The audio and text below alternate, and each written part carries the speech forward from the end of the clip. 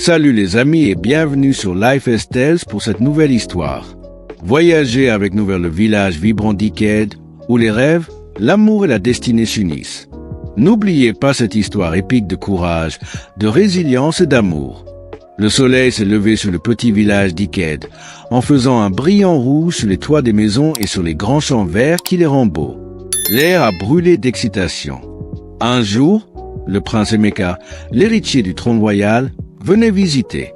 Il était sur un voyage pour trouver sa prochaine reine et chaque maîtresse éligible dans le village avait été en train de se préparer pendant des semaines. Les râpures brillantes ont été aiguës prudemment, les plumes ont été polies à la perfection et les cheveux ont été stylés dans des modèles intriqués. Mais pas tout le monde dans le village se préparait à rencontrer le prince. Dans un petit coin du village, Amina s'assoit en silence, attendant sa marâtre Madame Ngozi. Amina avait toujours été traitée comme un moins que rien. Pendant que ses sœurs riaient et se vantaient de leurs apparences, Madame Ngozi avait d'autres plans pour Amina. Elle la voyait comme rien de plus qu'une servante pour répondre à toutes ses demandes. Amina, la voix amère de Madame Ngozi s'écoutait à travers le village. Pourquoi êtes-vous assis là? Prends le pot d'eau et va vers la rivière, j'ai besoin d'eau fraîche pour cuisiner. L'esprit d'Amina s'est attristé. Elle savait ce que cela signifiait. La rivière était loin et l'eau de la rivière la gardait pour des heures. Mais sachant que sa marâtre cherchait à le priver de la visite du prince, Amina commençait demanda avec sa voix tremblante. Le prince devrait venir aujourd'hui. N'est-ce pas? Vous avez l'air de me parler de nouveau? Madame Ngozi l'écoutait, retourna son visage soudain. Vous pensez que quelqu'un comme vous a le droit de voir le prince? Regardez-vous. Aucun sang royal ne regarderait une fille comme vous. Amina a pris le pot de l'eau et a commencé la longue marche vers la rivière. Lorsqu'elle a traversé le chemin, elle a entendu les chuchotements d'autres filles qui allaient vers le quartier du village, leur rire portant sur la brise. Son cœur s'étendait avec l'espoir, mais elle a poussé l'espoir. La vie n'avait jamais été faite pour elle, et elle avait appris à ne pas espérer des choses au-delà de sa capacité. Au quartier du village, le prince Emeka est arrivé face à une grande procession. Les percussions ont battu leurs instruments et les villageois ont dansé dans les couleurs de joie. Le prince, vêtu d'un attirant régal d'or et d'un vert profond, a démonté son cheval avec une grâce silencieuse. Ses caractéristiques claires et son aura confiant ont fait que de nombreuses filles se sont réunies. Mais malgré le spectacle, son expression est restée inévitable. Il n'était pas là pour la bataille. Il cherchait l'authenticité, quelque chose d'étrange et précieux. En même temps, à la rivière, Amina s'éloignait de l'eau, remplissant son pot. La brise calme et le gentil rafraîchissement de la rivière lui offraient un moment rare de paix.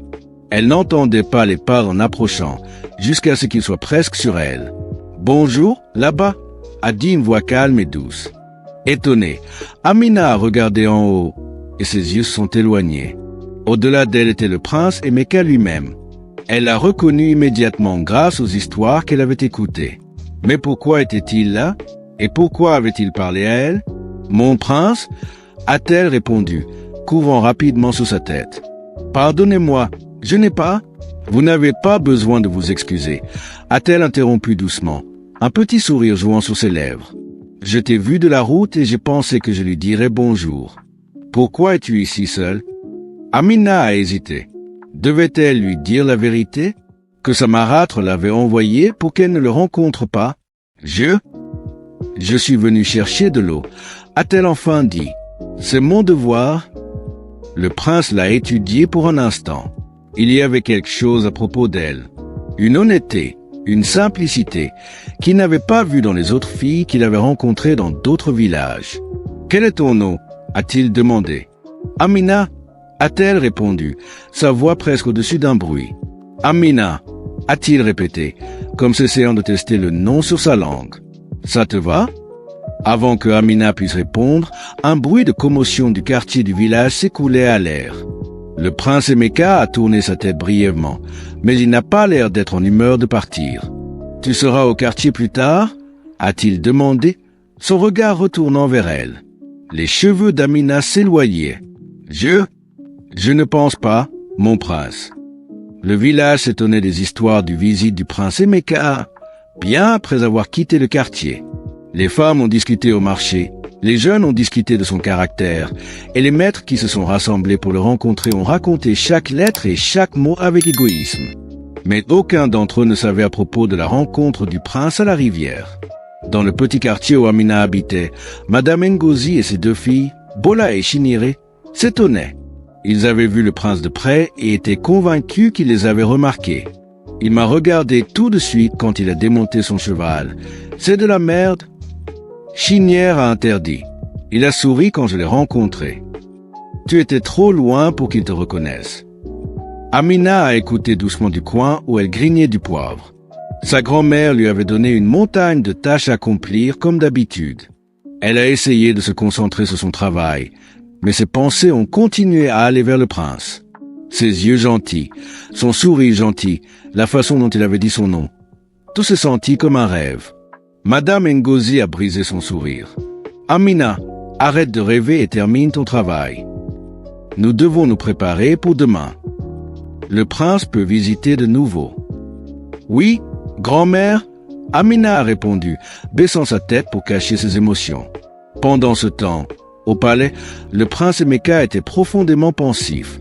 Ses conseillers et ses sujets l'ont entouré, discutant les événements du jour du prince et des femmes qu'il avait rencontrées.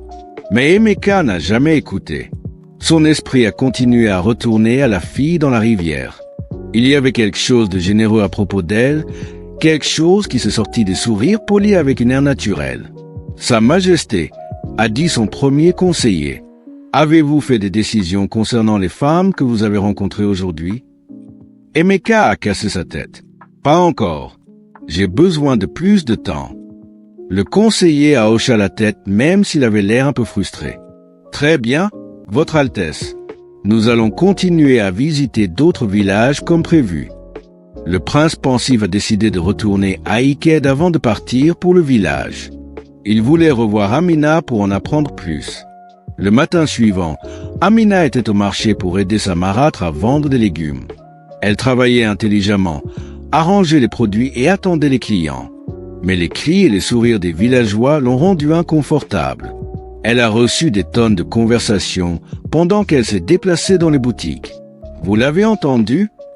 Le prince a été vu près de la rivière hier. À qui a-t-il parlé? Personne n'a l'air de le savoir. Il n'a pas pu être quelqu'un d'important. Probablement juste un serviteur qui vendait de l'eau. Les cheveux de Amina ont brûlé et elle a gardé sa tête basse en espérant que personne ne la connecte à l'histoire. Mais profondément, une petite partie de lui a senti un bruit d'espoir. Peut-être que le prince reviendrait. Peut-être qu'il se souviendrait d'elle. À partir du moment où le soleil s'est couché, Amina, fatiguée, retourna à la maison avec Madame Ngozi et ses sœurs qui portaient des légumes insolés sur sa tête. Lorsqu'elle s'est approchée de la rivière, elle a entendu une commotion. Les villageois se sont rassemblés à l'extérieur de leur porte, murmurant excitation. Qu'est-ce qui se passe? Madame Ngozi a demandé, en poussant le public.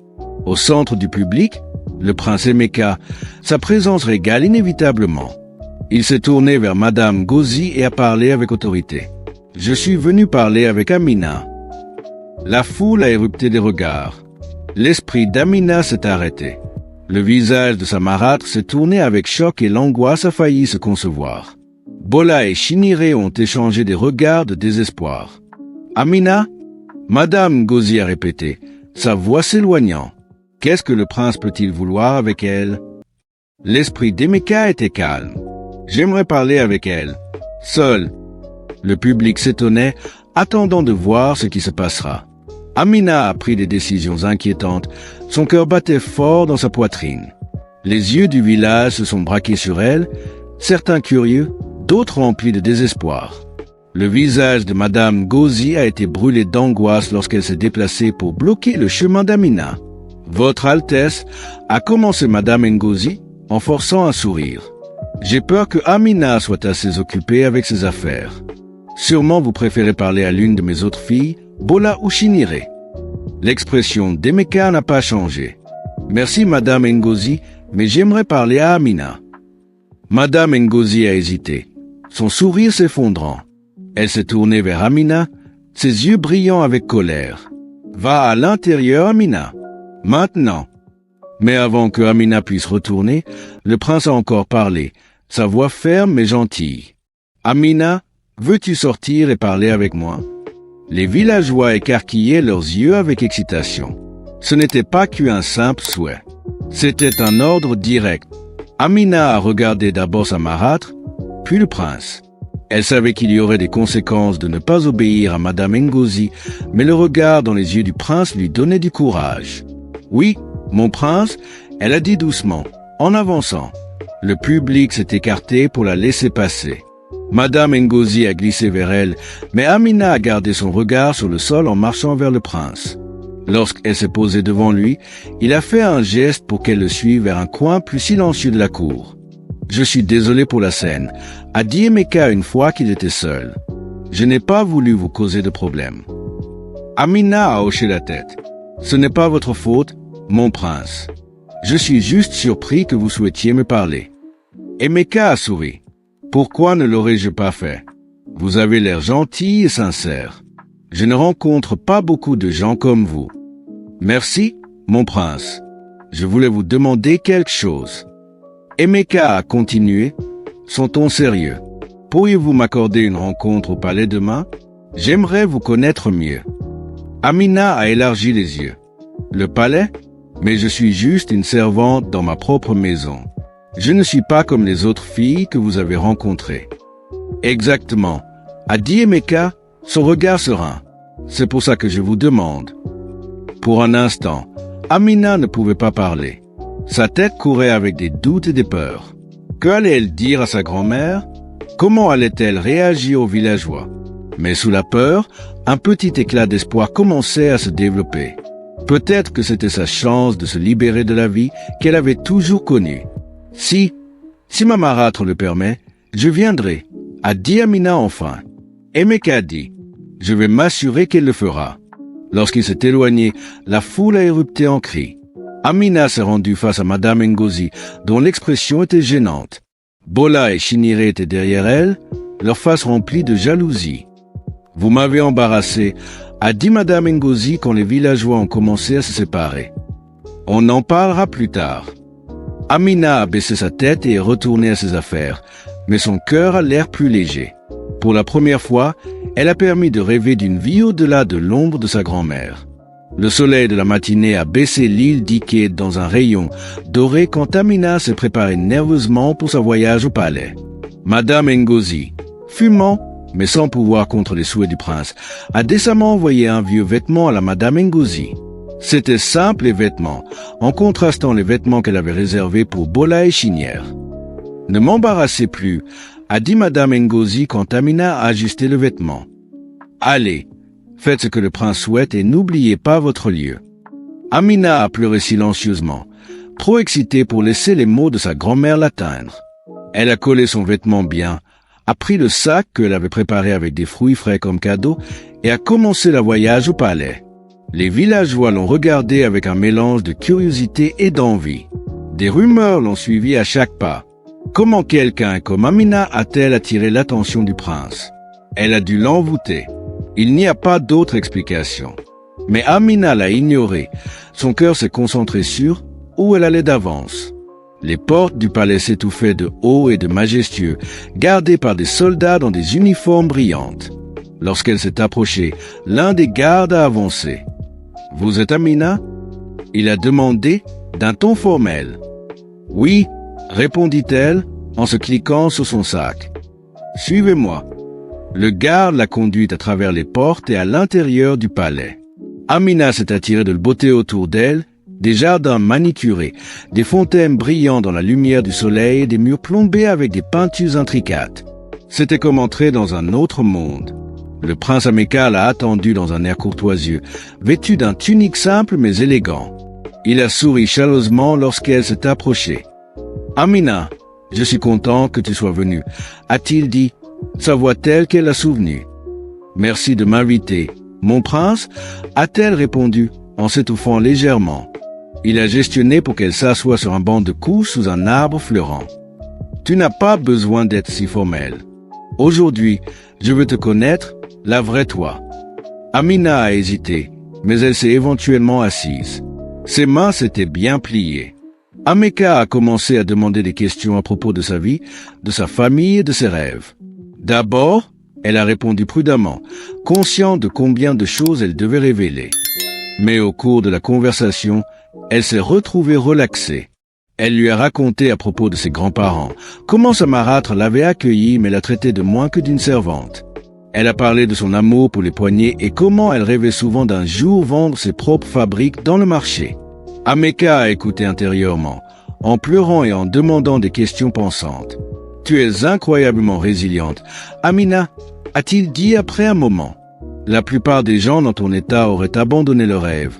Mais tu ne l'as pas. » Ses cheveux s'étouffaient au compliment. « Merci, mon prince. Mais je ne me sens pas bien. J'y vais parce que je n'ai pas d'autre choix. »« C'est exactement ce qui te rend forte, » a-t-il dit, son œil calme. « Et c'est pourquoi je crois que tu mérites plus que la vie t'a été donnée. » Amina était pleine de reconnaissance. « Merci d'avoir partagé ton histoire avec moi. Amina, ce n'est pas la fin, c'est juste le début. J'ai des plans pour toi, mais pour l'instant, laissez-moi t'accompagner à la maison. » Ils se sont remontés au village ensemble, la présence du prince dessinant des étoiles étonnantes de tous les passants. Lorsqu'ils ont atteint sa cour, il s'est posé et s'est tourné vers elle. « Je reviendrai bientôt, » a-t-il dit. « Prenez soin de vous-même. Amina. » Lorsqu'il est parti, Amina s'est posée à la porte, son cœur rempli d'un mélange de joie et d'incertitude. Quoi qu'il s'agisse, elle savait que sa vie allait changer dans des manières qu'elle n'aurait jamais imaginées. Les nouvelles de la visite d'Amina au palais s'étirent comme un feu sauvage à travers l'île d'Ikeda. Chaque coin du village s'étonnait de la spéculation. Certains l'admiraient pour son accrochement et d'autres, comme Bola et Shinire, étaient brûlés de jalousie. Madame Ngozi était très confuse. « Comment pouvez-vous apporter autant d'attention à cette maison ?» Elle a éclaté Amina. « Pensez-vous que vous êtes mieux que mes filles maintenant ?» Amina a gardé sa tête baissée. Au fond, elle a tenu compte de la mémoire de Prince Emeka. Ils étaient un échec contre l'angoisse de sa grand-mère. Le lendemain, un messager du palais est arrivé avec une invitation pour Amina d'atteindre une fête royale. C'était un grand événement avec des nobles de tout le royaume. Madame Ngozi a essayé d'arguer, insistant que Amina n'était pas à l'aise pour une telle occasion, mais la stance du messager n'a pas laissé de l'espace pour le débat. Avec des vêtements inutiles à porter, Amina a travaillé sans hésitation pour s'habiller une simple mais élégante fabriquée pour elle-même. Ses doigts se sont déplacés, poussant ses espoirs et son rêve dans chaque couloir. Lorsque la fête s'est approchée, elle avait fabriqué une robe modeste mais étonnante qui reflétait sa résilience et sa créativité. À la fête, Amina se sentit hors de place parmi les vêtements brillants et l'élaboré des nobles. Mais le sourire assurant de Prince Emeka a lissé ses nerfs. Il a présenté aux invités, parlant profondément de sa force et de son personnalité. Pour la première fois, Amina se sentit comme si elle appartenait à un autre monde. Mais tout le monde l'a pas accueillie. Parmi les nobles était Lady Ugoshi, une femme riche et influente qui avait longuement espéré de garantir le mariage de sa fille au prince. Elle a regardé Amina avec détermination, déterminée à l'embarrasser.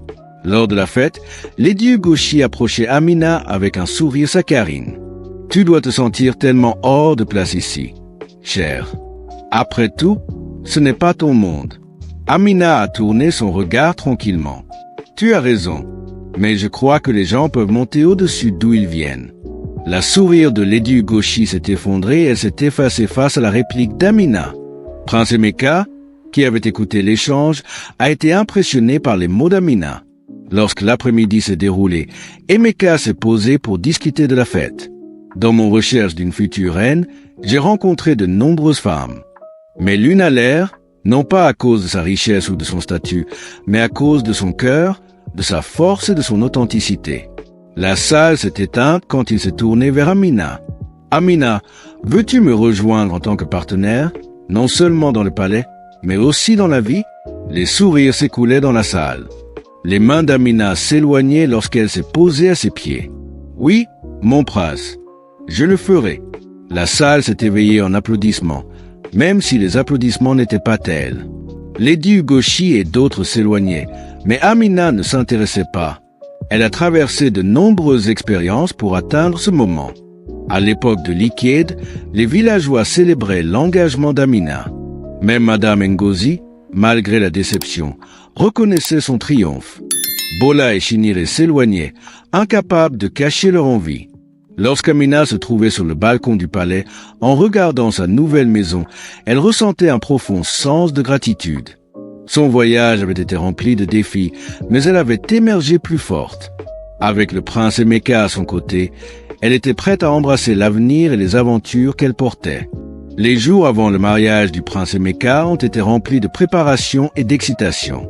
Les villageois et les nobles se sont étonnés de la victoire du prince au cœur du royaume de Liked. Amina, une fois déçue et maltraitée, s'est maintenant retrouvée au centre d'une grande célébration.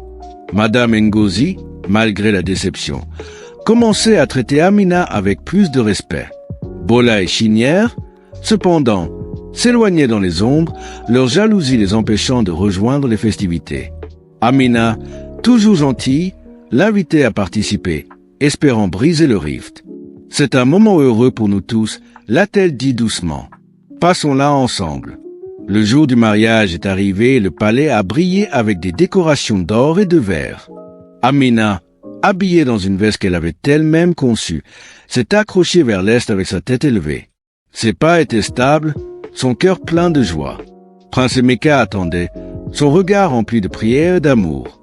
Lorsqu'ils ont échangé des vœux, le palais a érupté en acclamations. Les villageois d'Iked, assis entre les nobles, ont célébré comme si l'un d'entre eux avait été élevé vers les étoiles. L'histoire d'Amina est devenue une source d'inspiration pour tous. Après la cérémonie, Prince Emeka s'est adressé au public. Amina m'a appris la valeur de l'humilité, de la résilience et de l'amour. Ensemble, nous ne gérons pas avec le pouvoir, mais avec compassion et compréhension. Le voyage d'Amina, de la rivière au palais, fut long et difficile, mais profondément enrichissante. Cette histoire nous enseigne que la gentillesse, l'humilité et la persévérance peuvent mener à de grandes récompenses. Peu importe à quel point la vie peut sembler difficile, rester fidèle à soi-même et surmonter les obstacles peut ouvrir des portes vers des opportunités inattendues. Le parcours d'Amina nous rappelle que la vraie valeur se trouve dans le caractère et non dans la richesse ou le statut social. Merci d'avoir regardé cette vidéo et n'oubliez pas d'aimer et de commenter si elle vous plaît. Abonnez-vous et activez la cloche de notification pour ne rater aucune de nos prochaines vidéos.